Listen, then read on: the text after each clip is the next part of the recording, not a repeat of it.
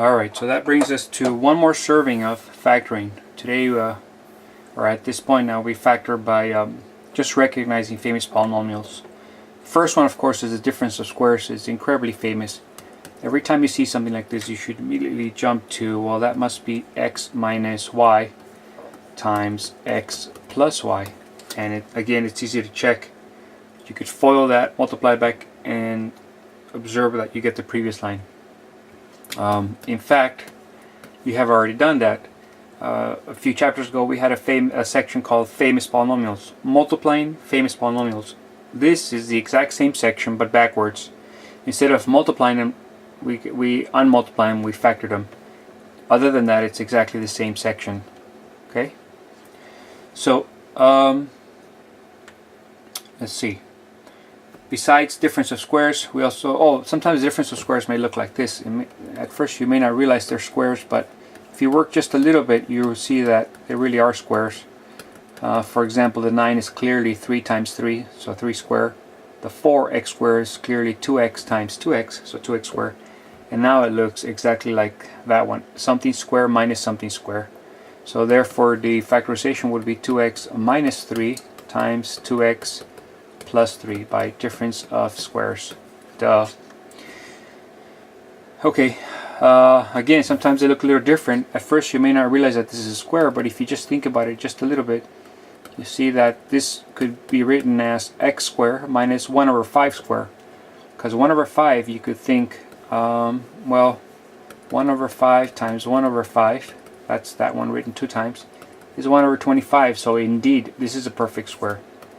Now that tells you that we can use a difference of squares pattern and factor it as such. Okay? So again, the difference of squares, they don't always look the same. Sometimes you have to work a little bit just to tweak it and see that they really are difference of squares. The next super famous polynomial that we have is not difference of squares, but it's a Pascal polynomial number 2. And it has this feature. It has a perfect square at the beginning and a perfect square at the end. And in between it has a 2 and each of the outer ones without the squares. Perfect square at the beginning, perfect square at the end, 2 times each of them in the middle. When that happens, of course, this is x plus y, the quantity square.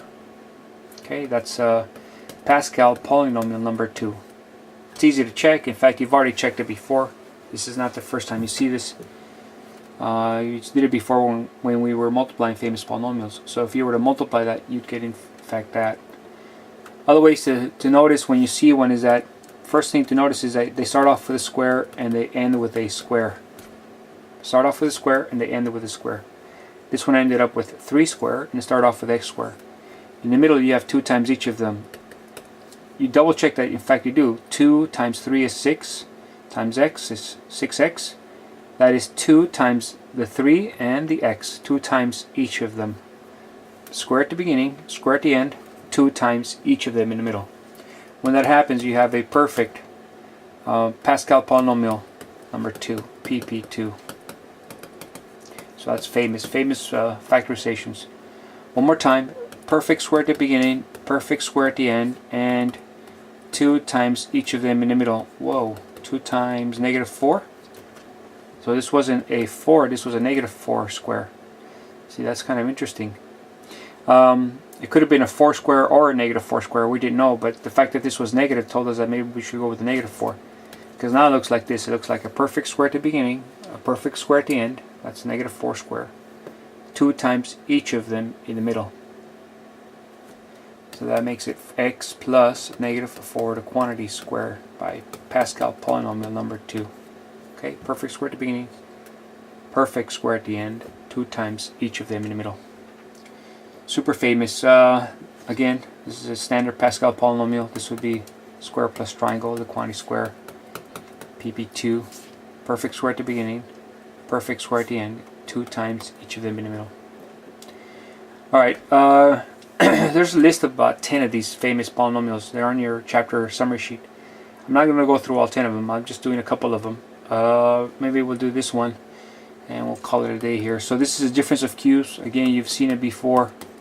It goes like this. The number of x's decrease, the number of y's increase. You have pluses in the middle. And of course this is the difference of cubes. Famous. Okay, and again, sometimes you may not see it as x and y. You may actually have numbers in there, and you have to study and think, are they cubes or can they be written as cubes, so that you can apply this pattern. Alright, I think that'll do it for us. We'll see you guys next time. Peace.